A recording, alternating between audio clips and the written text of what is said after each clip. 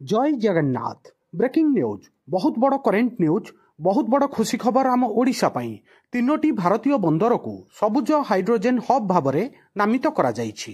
ए video रे मु आपण मानकु संपूर्ण डिटेल ब्रीफ आउ समराइज करिकि जणैबी। मात्र 2 रु 3 मिनिट वीडियो को स्टार्ट करिबा, वीडियो को शेष जाए देखिबे।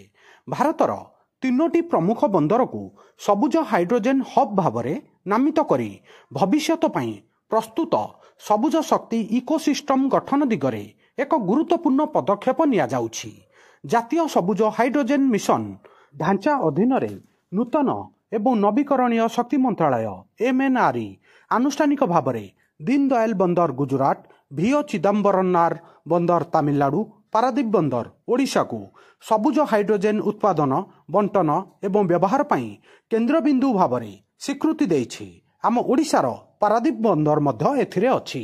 एही घोषणा भारतर स्वच्छ शक्ति परिवर्तन रे एक गुरुत्वपूर्ण मुहूर्त को चिन्हित करे एवं 2070 मसीहा सुधा भारतर नेट जीरो निर्गमन हासिल करिबारे व्यापक महत्वाकांक्षा सहित समन्वय रखे। मन रखिबे, तीनोटी नामित सबुज हाइड्रोजेन बंदर ना आउ थरे जणाई दउछि। दीनदयाल बंदर प्राधिकरण जेउटा गुजरात रे अवस्थित, VO चिदम्बरनार बंदर जेउटा तमिलनाडु रे अवस्थित, पारादीप बंदर आम ओडिशा रे अवस्थित। सबुज हाइड्रोजेन हब कौन ता विषय रे आपनकु जणाउछि, यार महत्वाकांक्षा विषय रे जणाउछि। दृष्टिकोण एवं रणनीति जातीय सबुज हाइड्रोजेन मिशन अधीन रे भारत सबुज हाइड्रोजेन उत्पादन एवं रप्तानी पई एक विश्वव्यापी केन्द्र हबाकू लक्ष्य रखिछि। एही हाइड्रोजेन हब गुड़िक समन्वित क्षेत्र भाव में कार्य करने उद्दिष्ट, जेउथिरे स्वच्छ हाइड्रोजेन परिवहन लेनदेन कार्यक्रम हब।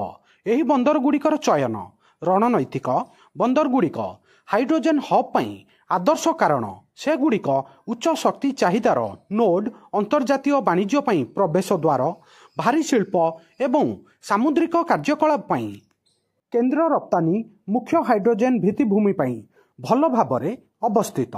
एही हब गुड़िक पर्यायक्रमे विकसित करिबा पई योजना करा जाइछि, जहा द्वारा भित्तिभूमि विकास, प्रजुक्ति विद्या, नियोजन एवं वाणिज्यिक स्तर रे कार्य संभव होई परिबो। ठीक अछि, बुझी पारिथिबे। एबे भारत सरकारंकर प्रतिबद्धता विषय रे जानिबा।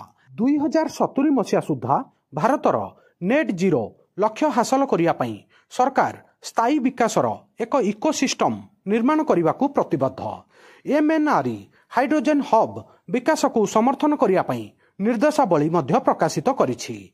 एथिरे मुख्य भित्तिभूमि पई आर्थिक सहायता, क्लस्टर आधारित योजना एवं सरकारी बेसरकारी सहयोगी मध्य अंतर्भुक्त।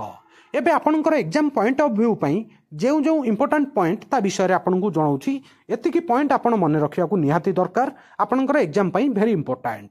सबुज हाइड्रोजेन हब भाव में स्वीकृति प्राप्त बंदर गुड़िकर ना 1 नंबर रे दीनदयाल बंदर जेउटा गुजरात रे अवस्थित, VO चिदम्बरनार बंदर जेउटा तमिलनाडु रे अवस्थित, आम ओडिशार पारादीप बंदर एथिरे मध्य अंतर्भुक्त।